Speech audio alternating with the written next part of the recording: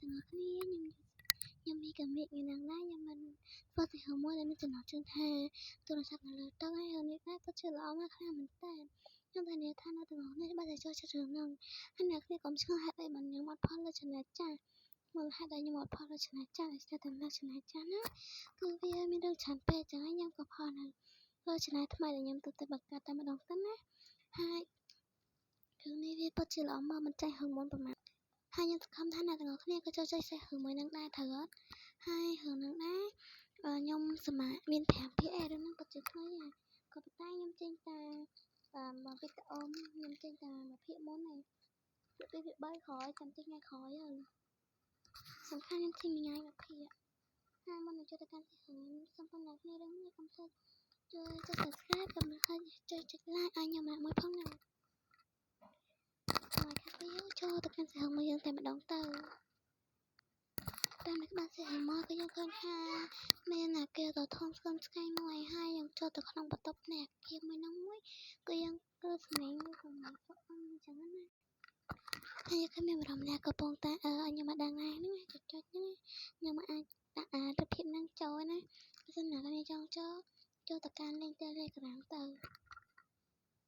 ពេលណារំលឹកហ្នឹងក៏បានសួរថាហេតុអីបានជាថ្ងៃនេះឯងតាមតាំងម៉េចពេលណាផងណាទៅបឋមយ៉ាងក៏បានសម័យនៅពេលដែលគាត់នៅជាមួយនឹងកូនប្រុសរបស់លោកពូអ្នកហ្នឹងហើយគាត់លោកផពូអ្នកហ្នឹងគាត់បាននិយាយថាទស្សនៈរបស់លោកដូចជាចិត្តមិនសល់ស្នាមខ្លាំងណាស់ធ្វើឲ្យគេគិតថាហេតុអីបានជាខ្ញុំតែនឹកឃើញរឿងអ្នកបានកាលណាកាលពីព្រឹកមិញអញ្ចឹងស្អែកខ្ញុំត្រូវទៅបំរើគេបន្តទៀតទៅបើមានស្នាម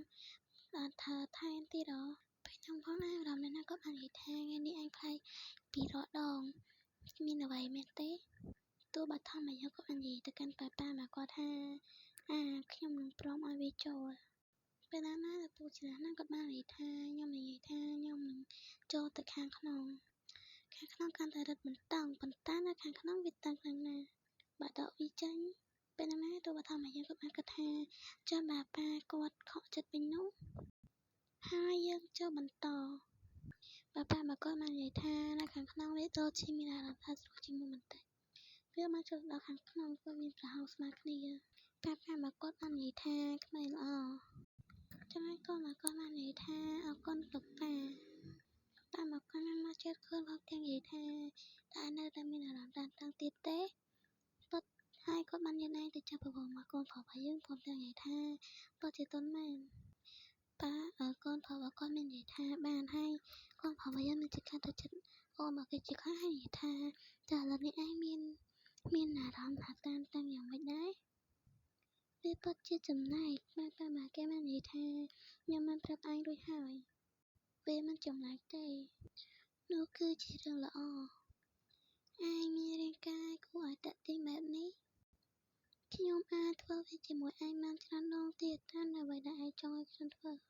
កូនមកគាត់បាននិយាយថាបាទហើយ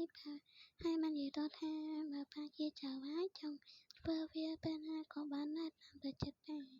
ប៉ាមកគេនឹងបាននិយាយទៅកាន់គេក៏មកគេថាល្អណាស់លោកប៉ាលោកពិតជាក្មេងល្អពិតមែនយើងចាប់អារម្មណ៍ឃើញម្ដងម្នាដែរលួចលោកមើលគេចឹងណា